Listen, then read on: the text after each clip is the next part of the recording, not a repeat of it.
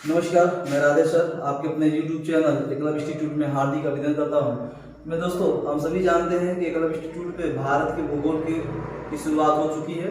तो आज हम भारत के भूगोल की श्रृंखला को आगे बढ़ाएंगे और आज हम लोग पढ़ेंगे जियोलॉजिकल स्ट्रक्चर ऑफ इंडिया, यानी भारत के भूगर्भिक संरचना। भारत के भूगर्भिक संरचनाओं के बारे में हम लोग जानेंगे कि जो धरातल के अंदर के बारे में हम लोग समझेंगे कि धरातल में जो धातुएं पाई जाती हैं, जो मिनरल्स पाई जाती हैं, उसके बारे में जानेंगे।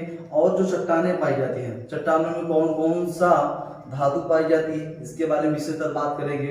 जैसे कि हम सभी जानते हैं आपका आर्कियन चट्टानें, धारवाड़ चट्टानें, और उसके बाद गोंडवाना, बिंदकरम, कुडप्पा, इसके बारे में चट्टानों के बारे में हम लोग विस्तृत जानेंगे। तो सबसे जानिए कि जियोलॉजिकल स्ट्रक्चर ऑफ इंडिया के बारे में। तो जियोलॉजिकल यानी हमने बात करेंगे, देखिए कि जो चट्टानें हैं उनका निर्माण कैसे हुआ है, ये चट्टानें बनी कैसे है, ये कहाँ पे पाई जाती है, इसके बारे में विस्तृत जानेंगे। तो चलिए शुरू करते हैं हम लोग। आज का जो हमारा सेशन है वो है भारत का भूगर्भिक संरचना। ठीक है, हम लोग बात करें जियोलॉजिकल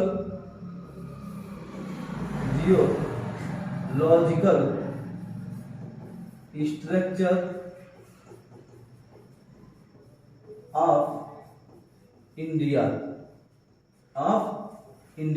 ठीक है, जियोलॉजिकल स्ट्रक्चर ऑफ इंडिया के बारे में बात करेंगे। तो सबसे पहले जानिएगा कि जो हमारा भूगर्भिक जो क्षेत्र है, जो संरचना है, तो ये देखिए दो शब्दों से, जियो और लॉजिकल। ठीक है, जियो और लॉजिकल हम सभी जानते हैं कि जो कि हम भारत के भूगोल के एकदम आपका शून्य से जो कि शुरू करिए तो हम भारत के जो कि नामकरण से स्टार्ट किए हैं। हमें उम्मीद है कि आपको वीडियो पसंद आया होगा और आप शेयर भी किए होंगे, लाइक भी किए होंगे। तो अगर वीडियो पसंद आएगा तो लाइक शेयर जरूर करिएगा दोस्तों। ठीक है, तो जियो का मतलब होता है धरातल यानी पृथ्वी। ठीक, लॉजिकल का मतलब होता है आपका दोस्तों अध्ययन। ठीक है, यानी हम लोग अध्ययन किसका कर रहे हैं, धरातल के निचले भाग के। ठीक है, धरातल के निचले भाग का अध्ययन करना है कि पृथ्वी के धरातल के निचले भाग में क्या क्या स्थित है, इसके बारे में हम जानेंगे। तो इसे कहा जाता है जियोलॉजिकल स्ट्रक्चर। जियो का मतलब पृथ्वी, लॉजिकल मतलब क्या होता है, अध्ययन। ठीक है, पृथ्वी का अध्ययन। ठीक, अब हम बात करेंगे कि देखिए जैसे भारत के विभिन्न क्षेत्रों में, विभिन्न भागों में चट्टानों का निर्माण हुआ है। विभिन्न प्रकार की चट्टानें भी पाई जाती हैं। उनका जो स्वरूप है, ठीक है, उनका जो चरित्र है, उनका जो रासायनिक, ठीक है, और भौतिक जो गुण है, जो मृदाएं पाई जाती हैं, इनके अनुसार से चट्टानों को विभाजित किया गया है। क्या किया गया, विभाजित किया गया, बांटा गया है। हम बात करेंगे चट्टानों का निर्माण कैसे होता है। चट्टानों का निर्माण दोस्तों दो तरीके से होता है। कितने तरीके से, दो तरीके से। वैदिक तरीके से समझिएगा, हम आपको सरल शब्दों में समझाने की कोशिश कर रहे हैं कि जो चट्टान है, चट्टानों का निर्माण दो तरह से हुआ है। कितने तरह से, दो तरह। ठीक है, दो तरह से हुआ है। ठीक, तो दो तरह से मतलब क्या हुआ है, एक तो जानिएगा कि जो आग्नेय चट्टानें हैं, चट्टानों का निर्माण दो तरीके से हुआ है। तो पहला जो आग्नेय चट्टानें हैं, आग्नेय चट्टानों से ही एक तो चट्टान का निर्माण हुआ है। दूसरी बार आग्नेय चट्टान के रूपांतरण से चट्टानों का निर्माण हुआ है। पहला चट्टानों का निर्माण आग्नेय से, एक तो की आग्नेय चट्टानें हैं जिसे हम लोग आर्कियन चट्टानें, इसके रूपांतरण से, निक्षेपण से अन्य चट्टानों का निर्माण हुआ है। ठीक, हम अब इसके आगे हम बात करेंगे कि भारत के भूगर्भिक सारणी के बारे में, बात करेंगे। जैसे हम सभी जानते हैं कि जो आपका आर्कियोजोइक, प्रीटोरियोजोइक, उसके बाद पेलियोजोइक, मीसोजोइक, उसके बाद सिनोजोइक, नियोजोइक। ठीक है, इसके बारे में बात करेंगे हम लोग। तो समझिए मेरी बात को। आइए हम लोग आगे की ओर चलते हैं, थोड़ा कारवां को आगे बढ़ाते हैं। तो दोस्तों हम लोग भूगर्भिक सारणी के बारे में बात करेंगे। ठीक है, भूगर्भिक सारणी को ध्यान रखिएगा 5 महाकल्प, ठीक है, और 4 युग और 16 काल व शकों में विभाजित किया गया है। ठीक है, 5 महाकल्प, 4 युग और 16 महाशकों में विभाजित किया गया है। इस 5 महाकल्पों का आप नाम जानिए दोस्तों। आर्कियोजोइक, ठीक, आर्कियोजोइक। उसके बाद जानिएगा प्रीटोरियोजोइक, ठीक है, प्रीटोरियोजोइक। आइए आगे की ओर चलते हैं, आगे की ओर पेलियोजोइक, ठीक, और इसी से प्रथम युग की शुरुआत हुई है, ये ध्यान रखिएगा, इसी से प्रथम युग की शुरुआत हुई है। ठीक है, आगे जानिए दोस्तों, मीसोजोइक, ठीक, उसके बाद सीनोजोइक, ठीक, सीनोजोइक। अब आगे की ओर बात करेंगे हम लोग नियोजोइक, नियोजोइक, ठीक है, नियोजोइक। तो देखिए जो आर्कियोजोइक है, प्रीटोरियोजोइक है, इन दोनों को मिला देने पे कैम्ब्रियन युग बना है, कैम्ब्रियन युग, या हम लोग इसे प्री कैम्ब्रियन युग भी कहते हैं, प्री कैम्ब्रियन युग। ठीक है, और प्री कैम्ब्रियन युग में ही धारवाड़, दिल्ली के क्षेत्र अरावली, इन सब का निर्माण हुआ है, इसी युग में, प्री कैम्ब्रियन युग में ही हुआ है। तो देखिए प्रथम युग, और इसे देखिए द्वितीय युग, ठीक, उसके बाद तृतीय युग, उसके बाद एक चतुर्थ युग। ठीक है, और एक यहाँ देखिएगा प्री कैम्ब्रियन युग, हमने जो कि बता दिया था। तो ये 5 महाकल्पों में बटे हुए हैं, 4 युग और 16 काल वो शकों में विभाजित किया गया है। भारत के भूगर्भीय सारणी क्षेत्र को हमने देखा बेहतरीन तरीके से। हमने आपको जो कि चट्टान का निर्माण कैसे होता है, 2 तरीके से होता है, एक तो आग्नेय चट्टान स्वयं और उसके रूपांतरण से नए चट्टान का निर्माण होता है।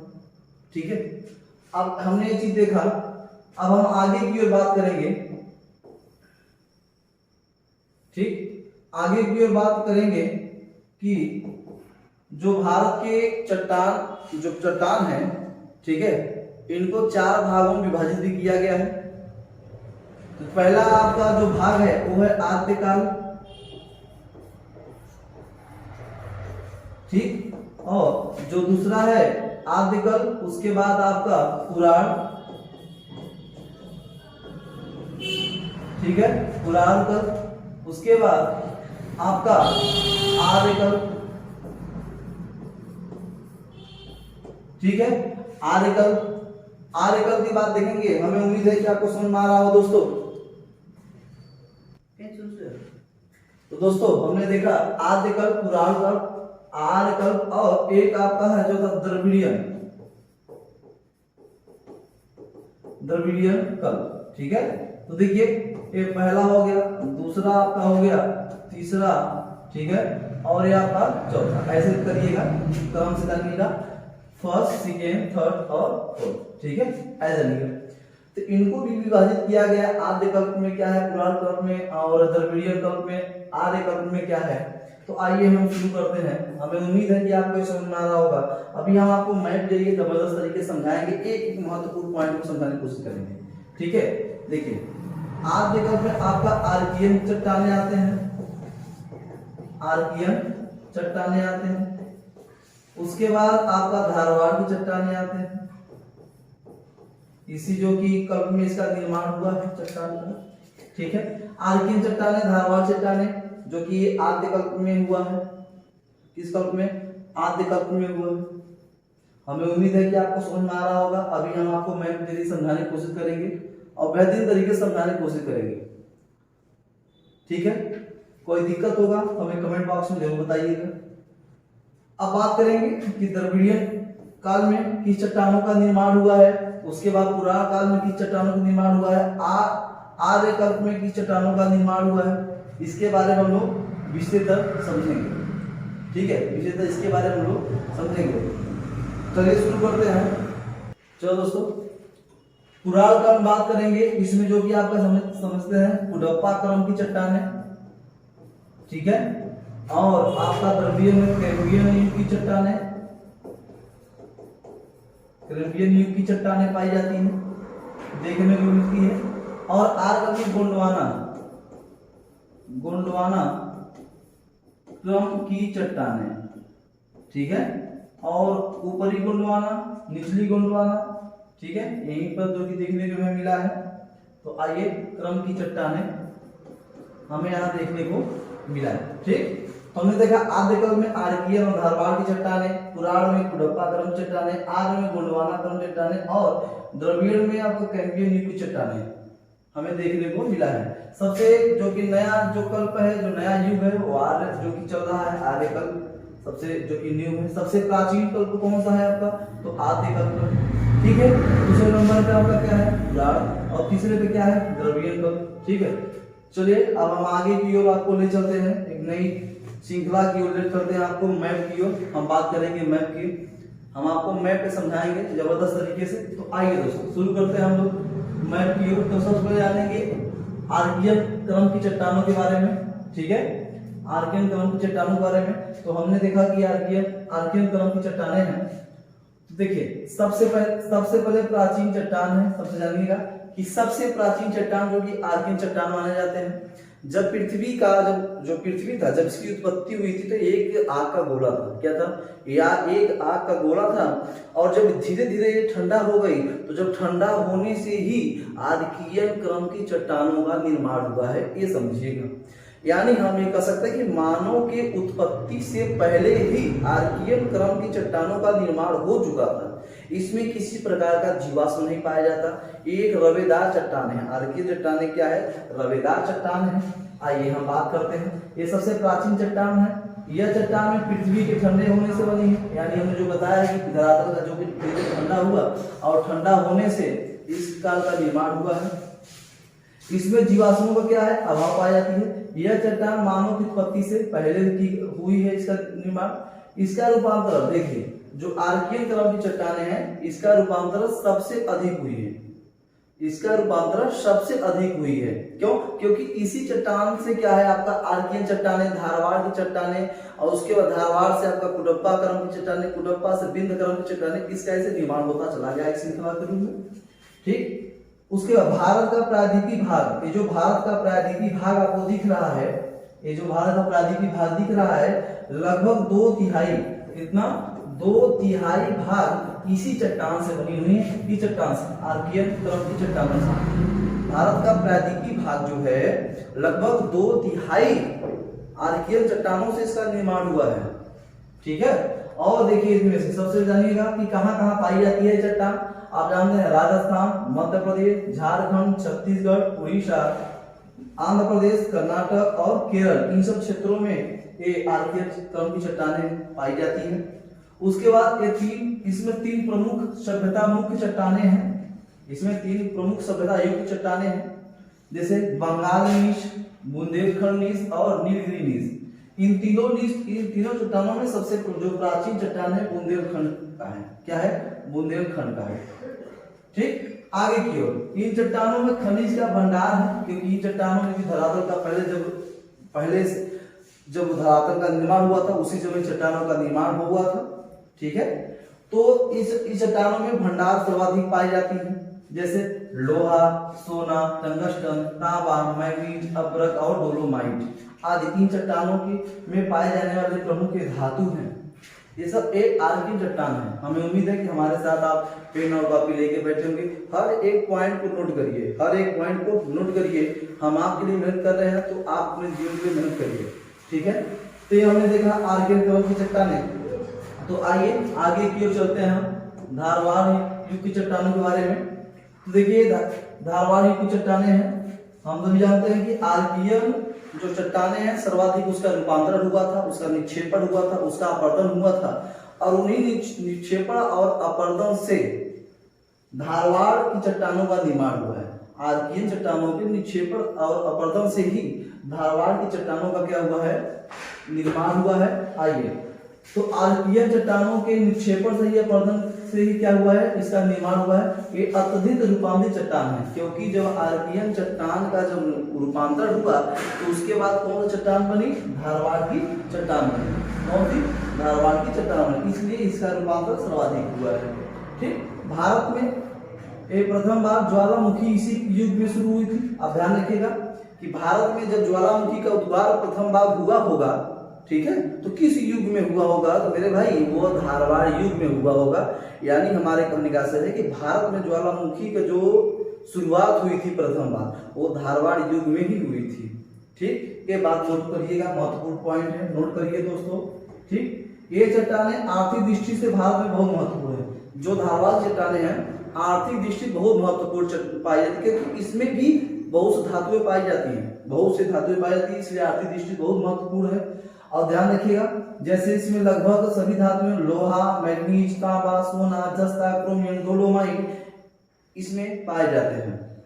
इन सब चट्टानों में महत्वपूर्ण धातु पाए जाते हैं, जो कि आर्थिक दृष्टि भारत में बहुत महत्वपूर्ण है। ये चट्टानें धारवाड़ चट्टानें, ठीक है। और इसका जो निर्माण हुआ है धारवाड़ चट्टानें, इसका निर्माण कर्नाटक के शिवमोगा और बेल्लारी जिले में हुआ है। इसका निर्माण, इस धारवाड़ चट्टानें जो है इसका निर्माण शिवमोगा और बेल्लारी जिले में कर्नाटक में हुई है, ध्यान रखिएगा। और जो यहाँ पे कर्नाटक है, यहाँ जो क्वार्टज प्रकार की जो चट्टान पाई जाती हैं, ठीक है, क्वार्टज प्रकार की जो चट्टानें पाई जाती है, और इसी से क्या है, यहाँ पे कर्नाटक में सर्वाधिक सोना पाई जाती है, ध्यान रखिएगा। क्वार्टज प्रकार की चट्टानों को पाने से कर्नाटक में इसी वजह से सोना अधिक पाई जाती है, ये बात ध्यान रखिएगा। ठीक, धारवाड़ काल में अरावली और पर्वत का निर्माण हुआ है, ठीक है। अरावली पर्वत सबसे प्राचीन पर्वत, भ्रंश पर्वत और सर्वाधिक मुर्दार पर्वत मानी जाती है। और अरावली पर्वत का जो निर्माण हुआ है वो धारवाड़ युग में ही हुआ है, ये बात ध्यान रखिएगा। किस युग में, धारवाड़ युग में ही हुआ है। तो हमें उम्मीद है कि आपको समझ में आएगा, समझ में आ रहा होगा तो लाइक शेयर सब्सक्राइब जरूर करिएगा, ठीक है। ऐसे जोरदार मजेदार वीडियो आपके सामने पेश करूंगा। तो आइए हम आगे की ओर बढ़ते हैं मेरे दोस्तों। अब आएंगे, बात करेंगे कुडप्पा क्रम की चट्टानें, ठीक है। कुडप्पा क्रम की चट्टानें, ये जो कुडप्पा क्रम की चट्टानें हैं, हमने बताया कि आर्कियन चट्टानों का रूपांतरण निक्षेपण और अपरदन से धारवाड़ की चट्टानें बनी, और धारवाड़ के निक्षेपण अपरदन से कुडप्पा क्रम की चट्टानें बनी, ठीक है। तो सर्वाधिक जो निक्षेपण हुआ है धारवाड़ का हुआ है, उसके बाद धारवाड़ की अपेक्षा कम कुडप्पा जो क्रम की चट्टानें, इसका अपरदन कम हुआ है, इसका अपरदन कम हुआ है, ठीक है। और जो देखिए इसका निर्माण धारवाड़ के अपरदन से हुआ है, ये अपरदन से ये कम अपरदन, मतलब कम समझिएगा, इसका जो रूपांतरण हुआ है बहुत ही कम हुआ है, ठीक। ये इस समय पृथ्वी पर जीवों का उद्भव हो चुका था, ये बहुत महत्वपूर्ण पॉइंट है, इसे नोट करिएगा कि मैं दोस्तों कुडप्पा क्रम के चट्टानों में यानी कुडप्पा युग में ही यानी धरातल पे जीवों का उत्पत्ति हो चुकी थी, जीवों की उत्पत्ति हो चुकी थी, ये बड़ा महत्वपूर्ण है, इसको जरूर नोट करिएगा। ये राजस्थान में कुडप्पा श्रेणी को दिल्ली श्रेणी के नाम से हम लोग जानते हैं, ध्यान रखिएगा। कहाँ कहाँ पाई जाती है, राजस्थान, मध्य प्रदेश, छत्तीसगढ़, आंध्र प्रदेश, कर्नाटक और तमिलनाडु, इन सब क्षेत्रों में कुडप्पा क्रम की चट्टानें पाई जाती हैं। और राजस्थान में इस कुडप्पा क्रम के नाम क्षेत्र, मतलब कि कुडप्पा क्रम की चट्टानों को हम लोग दिल्ली श्रेणी के नाम से हम लोग जानते हैं। और कुडप्पा क्रम की जो चट्टानें हैं आर्थिक दृष्टि से बहुत ही कम महत्वपूर्ण है, धारवाड़ की अपेक्षा, धारवाड़ की अपेक्षा कुडप्पा क्रम की चट्टानें कम महत्वपूर्ण है, ठीक। आइए इसी काल में पूर्वी घाट का निर्माण हुआ है, ध्यान रखिएगा कि जो पूर्वी घाट है, ये हमारा क्या है दोस्तों, ये हमारा पूर्वी घाट है, ठीक है। ये पूर्वी घाट है, पूर्वी घाट का जो निर्माण हुआ है ये महत्वपूर्ण पॉइंट है, इसे भी नोट करिए। जो पूर्वी घाट का निर्माण हुआ है कुडप्पा क्रम के चट्टानों से ही हुआ है, कुडप्पा युग में हुआ है, ये बात ध्यान रखिएगा, ठीक। ये बात ध्यान रखिएगा कि इसका निर्माण कुडप्पा क्रम के चट्टानों से हुआ है। इसमें महत्वपूर्ण कौन कौन सी धातुएं पाई जाती है, कोबाल्ट, मैग्नीज, लोहा, तांबा, रांगा, इसमें जो कि महत्वपूर्ण जो कि ये धातुएं पाई जाती हैं, ये तो कुडप्पा क्रम की चट्टानें होंगी। हमें उम्मीद है कि आपको समझ में आ रहा होगा। ऐसे ही अब उसके बाद हमें जो आपके सामने अगला वीडियो लाएंगे तो भारत का स्वरूप होगा, हिमालय के बारे में हम लोग विस्तार पढ़ेंगे, ठीक है। तो चलिए हम शुरू करते हैं आगे की ओर। अब बात करेंगे विभिन्न क्रम की चट्टानों के बारे में। तो जो बिंदक्रम चट्टाने हैं, ये चट्टान जो कि बिंदक्रम कुडप्पा के बाद इस बिंदक्रम की चट्टानों का निर्माण हुआ है। कुडप्पा क्रम के चट्टानों के बाद बिंदक्रम के चट्टानों का निर्माण हुआ है। जो बिंदक्रम की चट्टाने हैं, ये नदियों के निक्षेपण मतलब नदियों के जो अवसाद होते हैं, अवसादों से इस चट्टानों का क्या हुआ है, निर्माण हुआ है। नदियों के अवसादों से बिंदक्रम का क्या हुआ है, चट्टानों का निर्माण हुआ है। ठीक है, और इसका नाम हम सभी जानते हैं, विंध्याचल के नाम पे बिंदक्रम की चट्टानों का नाम जो कि विकसित हुआ है। ठीक है, आइए, कुडप्पा के निक्षेपण और पर्दन से हुआ है। इन चट्टानों का नाम विंध्याचल के नाम से पड़ा है। इसका निर्माण जल निक्षेपों से हुआ है। ध्यान रखिएगा, अवसाद जो बह के आते हैं उससे इसका निर्माण हुआ है। इसमें चूने का पत्थर, चीनी मिट्टी, अग्नि प्रतिरोधक मिट्टी, वर्ण मिट्टी प्राप्त होते हैं। वर्ण मतलब कई प्रकार की मिट्टी है इसमें प्राप्त होती है। ठीक है, ये बात ध्यान रखिएगा, ये महत्वपूर्ण है।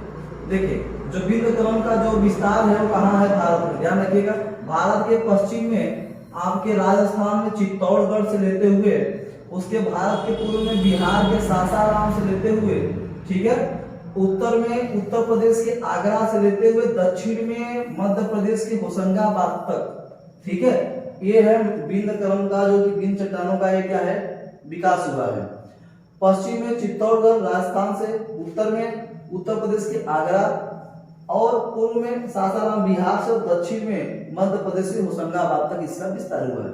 तो सबसे ज्यादा जो इसका चौड़ाई है, ध्यान रखिएगा, सबसे ज्यादा चौड़ाई बिंदक्रम की जो है वो आगरा में है। कहाँ है, आगरा में देखने को मिलता है। सर्वाधिक चौड़ाई इसकी आगरा में देखने को मिलती है। इसी चट्टान से क्या बना हुआ है, सांची का स्तूप बना हुआ है, दिल्ली का लाल किला, जामा मस्जिद, आगरा का किला, सिकंदराबाद का फतेहपुर सीकरी इसी चट्टान से बनी हुई है। तो सांची स्तूप मध्य प्रदेश में, दिल्ली का लाल किला दिल्ली में, जामा मस्जिद, आगरा का किला, सिकंदराबाद, फतेहपुर और इसी चट्टान से सब, फतेहपुर सीकरी का भी इसी चट्टान से इसका निर्माण हुआ है। ये बात ध्यान रखिएगा, महत्वपूर्ण बात है, इसे जरूर नोट करिएगा। ठीक, इसी चट्टानों से आप हम जाते हैं हीरा और पन्ना और गोलकुंडा खान से हीरा प्राप्त होता है। बिंदक्रम के चट्टानों से ही पन्ना और गोलकुंडा खान से क्या प्राप्त होता है मेरे दोस्तों, हीरे प्राप्त होते हैं। ठीक है, ये तो हो गए बिंदक्रम की चट्टानें, आपको समझ में आ रहा होगा। बड़े सरल शब्दों में और महत्वपूर्ण आपके सामने जो परीक्षा की दृष्टिकोण से महत्वपूर्ण है, मैं आपको वो बताने की कोशिश कर रहा था। तो आइए हम आगे की जर्नी को ले चलते हैं। ठीक है, बिंदक्रम पढ़ लिया, अब बात करेंगे गोंडवाना युग की चट्टानों के बारे में, जो कि जो गोंडवाना युग का चट्टान, गोंडवाना भाग जो कि भारत का दक्षिणी भाग है, जो भारत का दक्षिणी भाग है, ये गोंडवाना चट्टानों से निर्माण हुआ है। ठीक है, गोंडवाना चट्टानों से इसका निर्माण हुआ है। भारत का दक्षिणी भाग गोंडवाना चट्टानों से इसका निर्माण हुआ है, ये बात ध्यान रखिएगा। इसे प्रायद्वीपीय भाग भी कहा जाता है। ठीक, आइए, गोंडवाना चट्टानों का निर्माण कार्बोनिफेरस युग तथा जुरैसिक युग के मध्य हुआ है, ये बात ध्यान रखिएगा। जो गोंडवाना चट्टानों का निर्माण हुआ है वो कार्बोनिफेरस युग तथा जुरैसिक युग के मध्य हुआ है। ठीक, ये बात ध्यान रखिएगा। उसके भारत के लगभग 98%, ये देखिए, कोयला सबसे ज्यादा पूरे भारत में जो कोयले का उत्पादन होता है वो गोंडवाना युग के चट्टानों से ही होता है। यानी हम कह सकते गोंडवाना क्रम के चट्टानों से सर्वाधिक भारत में कोयले का उत्पादन होता है। यह कितना 98% कोयला इसी चट्टानों से प्राप्त किया जाता है। 98% कोयला इसी चट्टानों से प्राप्त होता है। हम सभी जानते हैं कोयला जो कि 4 प्रकार का होता है। ठीक है, आइए हम कोयला पढ़ाएंगे, आपको विस्तार रूप से भी आगे वीडियो में बताएंगे। इन्हीं चट्टानों में पाए जाते 98% कोयला। इन चट्टानों का निर्माण घाटियों में, जैसे जो घाटियां हैं नदियों में, जो ये चट्टान है इसका निर्माण कैसे हुआ है, जैसे नदी द्वारा जो लाए गए जो अवसाद हैं, अवसादों से क्या है इकट्ठा होने के बाद घाटियों में इन चट्टानों का निर्माण हुआ है। नदियों द्वारा जो कंकड़ पत्थर ईंट जो बालू लेके आते हैं तो एक मुहाने पर इकट्ठा हो जाते हैं अवसाद के रूप में, और अवसाद जमते जमते ये एक चट्टान का रूप ले लिया है, विशाल चट्टान का रूप ले लिया है। ठीक है, तो ये क्या है, गोंडवाना युग की चट्टानें हैं। आप ध्यान रखिएगा कि कौन कौन सी नदियों से हुआ है, दामोदर, राजमहल, महानदी, गोदावरी का इनकी सहायक नदियां, कच्छ, काठियावाड़, राजस्थान, सोन घाटी, वर्धा घाटियों में, यहाँ तक कि मतलब ये सब चट्टानें हमें देखने को मिलती है। ये सब चट्टानें हमें देखने को मिलती है दोस्तों। तो ये गोंडवाना चट्टानें हो गई। हमने अभी देखा कि भारत के भूगर्भीय संरचनाओं के बारे में देखा, विस्तार रूप में देखा, ठीक है। जो परीक्षा दृष्टि से महत्वपूर्ण था उसके बारे में हमने आपको बताया। तो दोस्तों हमें उम्मीद है कि आपको ये समझ में आ रहा होगा और अच्छे समझ में आ रहा होगा। तो हम अगले वीडियो में आपके सामने पेश करेंगे भारत का स्वरूप, हिमालय के भागों को हम लोग विस्तार करेंगे, हिमालय का निर्माण कैसे हुआ था इसके बारे में हम लोग आपको बताएंगे। तो दोस्तों ये हमने देखा भारत के भूगर्भीय संरचना यानी जियोलॉजिकल स्ट्रक्चर के बारे में, ठीक है। वीडियो पसंद आएगा तो लाइक सब्सक्राइब जरूर करिएगा। तो आज के लिए बस इतना ही, दीजिए इजाजत, जय हिंद।